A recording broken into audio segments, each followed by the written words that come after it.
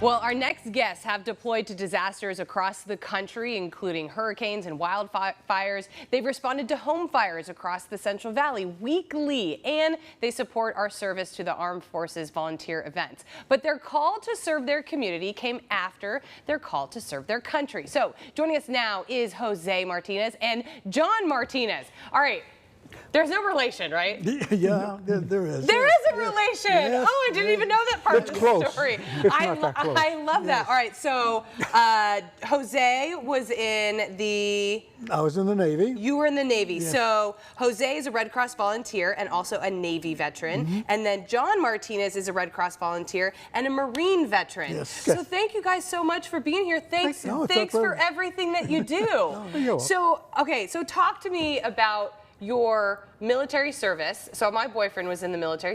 He's in the Army, Oh, and you it forgive takes a lot out of you sometimes. It does. It's a little draining. It's a little taxing. course. It can be very demanding, and sometimes it can be it can put you in a place where you want to retreat.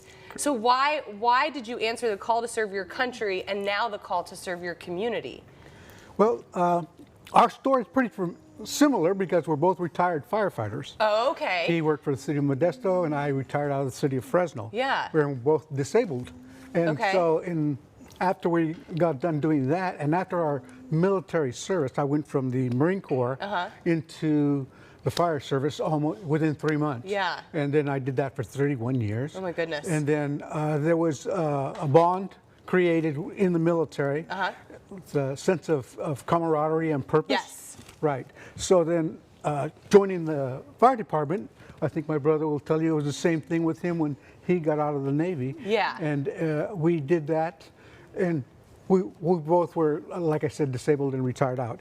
And there was a period there where there was a sense of wanting that, looking for that again. Yeah. You miss that structure and that purpose, I think. The purpose, exactly. Yeah. Yeah, being firefighters, that we had a sense You of purpose. have that. We have that. And then when you're retired, you can transition, of course, but there's always something missing in it because that life, you identify with that life so much. Yeah.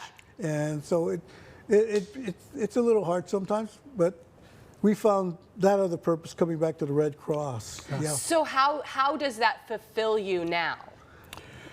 Well, the fulfillment aspect of it, as a paramedic, I was a paramedic with the Fresno Fire Department, and that was, I thought, the most rewarding thing I'd ever done. But coming on scene at a fire afterwards, when you see people who are desperate in need of something, and you're able to provide them service and provide them means to get out of the cold, let's say, metaphorically, to get out of the cold, give them somewhere to go, give them a place, give them a respite so they can get their act together in the next couple of days. And that's what we go out and do. We provide them just a little bit of time so that they can get their act together and move on post-fire.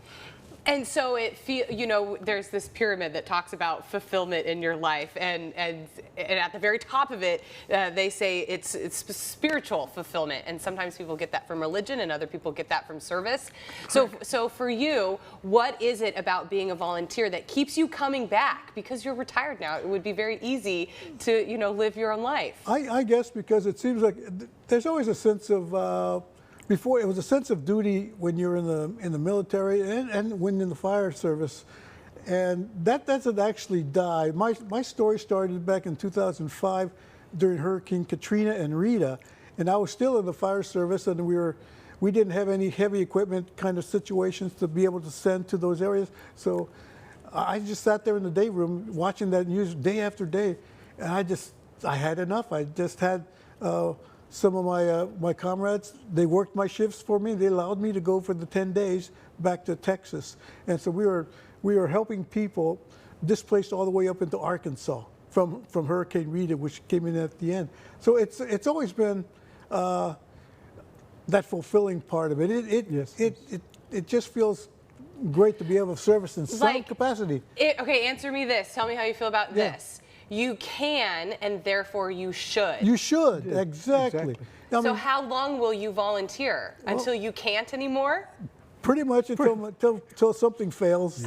Well, I think the Red Cross will always have a space for you. I hope That so. is what Taylor Poisal says. No matter what your skill is or what you have to give, they will find a place for you because we are always in need of volunteers like yourself. So thank you for your service Thank you. in every aspect of everything that you've done. You've led incredible lives, and thank you for being here with me today. I appreciate It was it. our pleasure. Thank you. Thank you so much. very Okay, much. stick around. Still to come here. A truck can take you just about anywhere this summer. Get into the right one for the right price with Elite Auto. That's next.